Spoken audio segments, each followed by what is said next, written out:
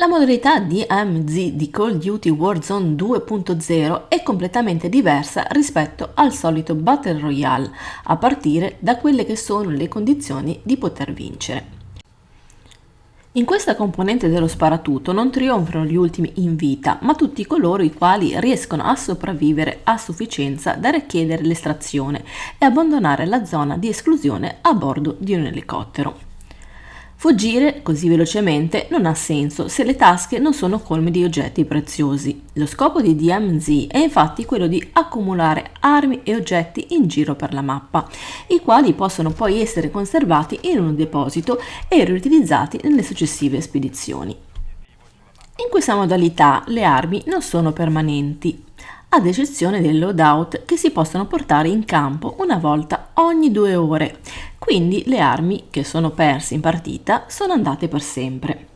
In sostanza, in ogni match di DMZ dovete esplorare, eliminare i bot controllati dall'intelligenza artificiale ed evitare che gli altri giocatori vi possano sottrarre il bottino. Detto ciò, è quindi consigliabile affrontare la modalità DMZ di Call of Duty Warzone 2.0 approcciandola come se fosse un vero e proprio survival game.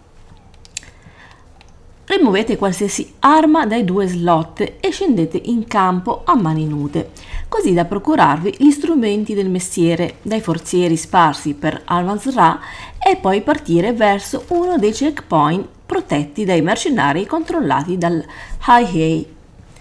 Un altro consiglio è quello di salire su un mezzo per far saltare in aria qualsiasi nemico come un birillo, visto che persino i boss possono essere fatti fuori senza troppi problemi con le 4 ruote. Se il tuo problema è la paura di rimanere senza armi, stai pure tranquillo perché gli sviluppatori di Call of Duty Warzone 2.0 hanno escogitato un sistema che impedisce al giocatore di cadere in un loop negativo e nel caso in cui le sue scorte di armi di contrabbando dovessero esaurirsi, basterà morire qualche volta in gioco per ritrovarsi con qualche arma in regalo da utilizzare per un rapido recupero. Prima di avviare il matchmaking, assicuratevi di aver attivato sempre le 3 missioni e procedete col loro completamento. In questo modo potete portare al termine i vari obiettivi e sbloccare 2 slot aggiuntivi per il loadout personalizzati. Inoltre, il timer degli slot in questione può essere velocizzato completando qualche estrazione. La fase dell'estrazione è la più complicata. Per procedere con la fuga occorre avvicinarsi a uno dei luoghi utili per l'estrazione segnalati sulla mappa e richiamare quindi l'elicottero. A questo punto dovrete attendere l'arrivo del velivolo. Nel frattempo un gruppo di nemici arriverà sul luogo per darvi la caccia, per impedirvi di lasciare la mappa.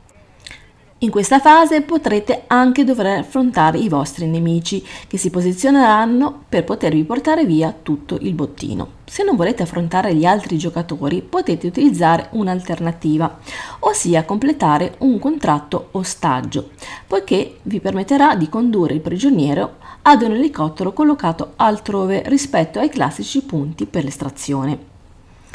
Esplorando la DMZ vi capiterà di raccogliere una quantità consistente di oggetti di valore che andranno però quasi subito a riempire rapidamente il vostro zaino, la cui capacità è limitata. A questo punto la cosa migliore è scegliere gli oggetti più preziosi e venderli presso le stazioni d'acquisto più vicine. Alcune stanze o specifici edifici della modalità DMZ hanno le porte chiuse, quindi richiedono l'ausilio di una chiave. Tale limitazione può essere aggirata con un trucchetto. Infatti una parte di queste aree piene di bottino possono essere accessibili dal tetto o dalle finestre, così che possiate risparmiare una preziosa chiave e ottenere lo stesso tutti gli oggetti contenuti nella stanza. Questi sono tutti i consigli per poter giocare al meglio in Warzone 2.0 in modalità DMZ. Vi ricordo come sempre di mettere un bel mi piace e se volete vedere altri video su questo gioco, naturalmente iscrivetevi al canale. Ciao a tutti e alla prossima!